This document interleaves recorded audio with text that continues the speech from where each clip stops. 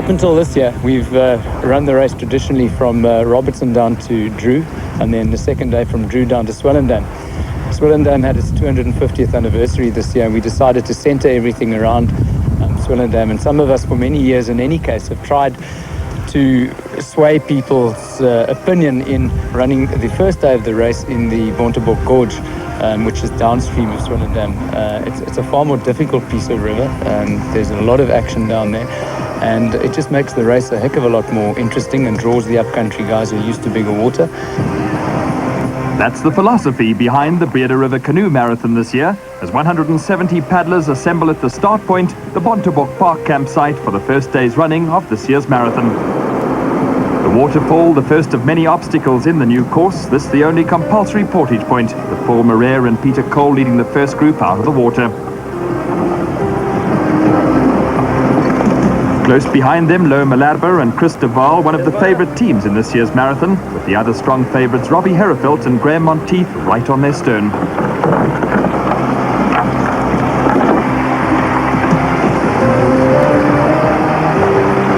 Rough water all the way, and not all the teams making it much past the portage in one piece. Marere and Cole first at the falls, and Herefeld and Monteith taking an early dip, a rare sight and putting a lot of pressure on themselves to come back quickly. And that leaves Henry van der Merwe and Frank Sol nowhere to go but straight into them. Malarba and de Waal join in the fun, almost making a trophy out of Herefeld by spearing him on the end of their canoe. And then Jules Andrach and Maynard Marere complete the fun by going for a swim themselves, while Moray Wilson and Dan de Toy take a vase of action. But eventually Herefeld and Monteith get ready to continue, and the race gets going once more, as Hayden Hartley and Gary Chaplin come over the wall behind them, this section taking a terrible toll of the paddlers.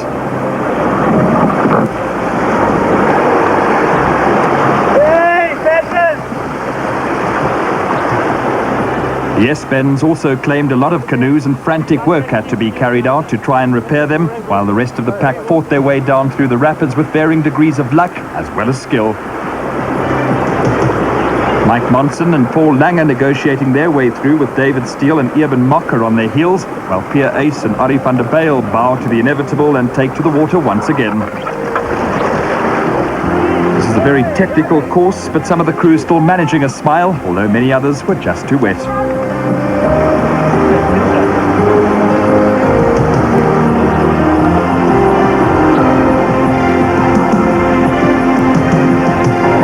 Liz Knox and Margie Alford not looking too bothered at this stage in the women's race, however, leading their section and taking a strong but energy-conserving pace, as do Naas Fisher and Rolf van Riet, one of the more experienced crews.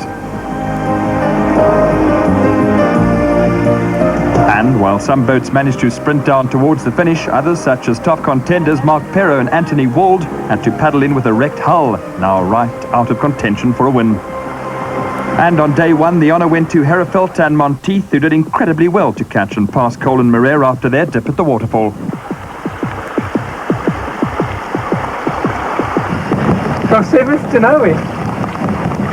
And that says it all for the retiring pair, one of the top teams in this year's marathon and expected to place within the top 5.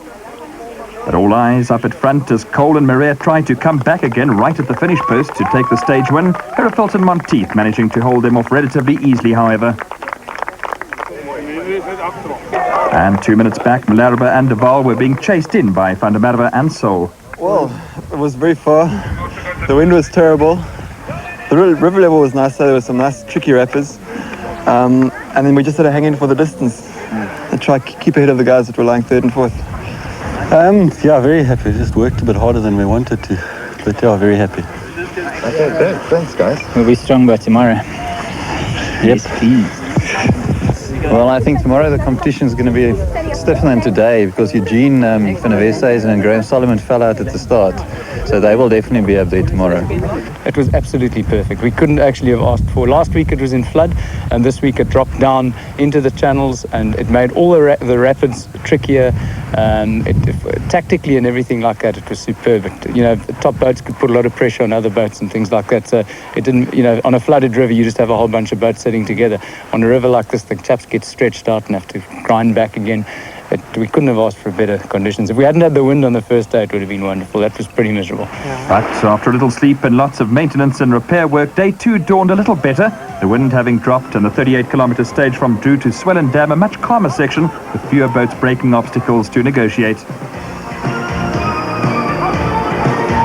The waterfall at the start was one of those few, however. Malherbe and de Waal, one of the early victims, which would put them out of the running for the top positions with just too much time to make up.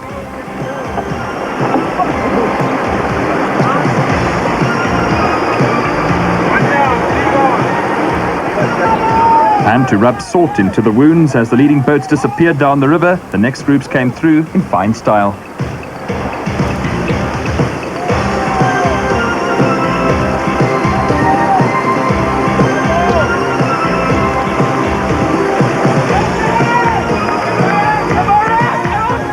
While most made it, a few didn't, but all pushing as hard as possible in this stage, trying to make up places after spills on day 1. And that included Malherbe and de Waal, who, although several minutes back off the pace, were too experienced to give up so easily. Up for the leaders, Eugene van der Westhuizen and Graham Solomon making up for a sad first day, while Van der Merwe and Sol tried to keep their time advantage as well as their third position.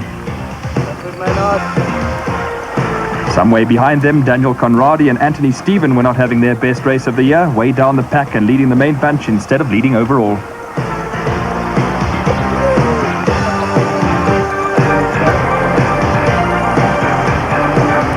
Malherbe and de Waal still going all out now as the race winds down towards the finish, knowing that anything can happen on a river like this. And what is happening is that the lead group is starting to split up, Monteith knowing this part of the river very well, and the leaders making a sudden breakaway which takes the rest by surprise. The next 2 boats only just managing to keep them in sight. A recent eye operation not worrying Monteith at all as he and Herefeld turn on the taps yet again. Herefeld showing just how much he was missed by the national squad in Spain at the World Cup Marathon Champs just 1 month ago, having pulled out because of injury.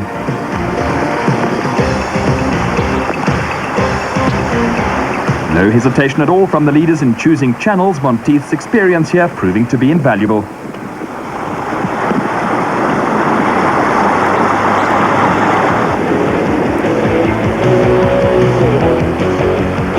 Kilometres to go, and Herefeld and Monteith now taking it very cautiously over the weir, not wanting to take any chances in wrecking their boat so close to a great win. Some 40 seconds back off the pace, Cole and Moreira shoot the weir with Van der Westhuizen and Solomon a little way behind, having been dropped as the blue boat crew try to cross back to the leaders and forced to portage at this point after a rock sliced a neat hole in their hull.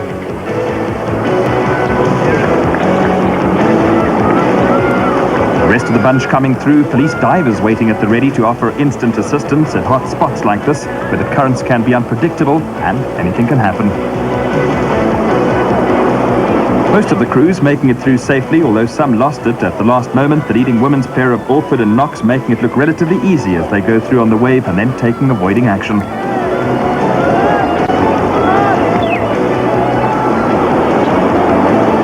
And with 170 boats taking part, the spectators and the paddlers had lots of fun at all the obstacle points.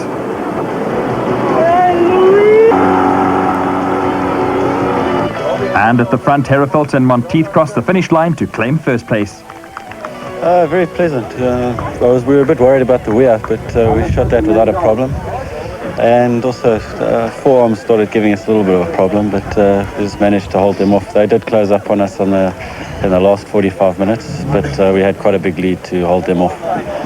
Second place to Cole and Moreira, 75 seconds behind in a time of 5 hours, 21 seconds. They knew the way today, so they were quite happy to go off on their own and really put on pressure. They put on pressure right from the beginning, and we hung on for about 40 minutes, and then they got away on one of the narrow left-hand channels, and from then it was try and chase and catch up, but they were just too strong today.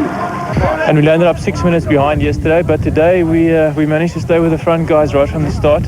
And unfortunately, about 20 minutes from the end, we got a hole in the boat, so we lost about 3 minutes. I'd say about another 2 or 3 minutes.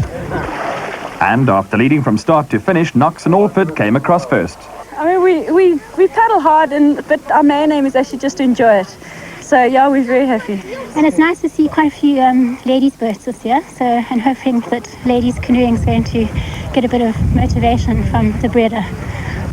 And of course, with all the canoes off it, the river immediately settles down to sleep once again.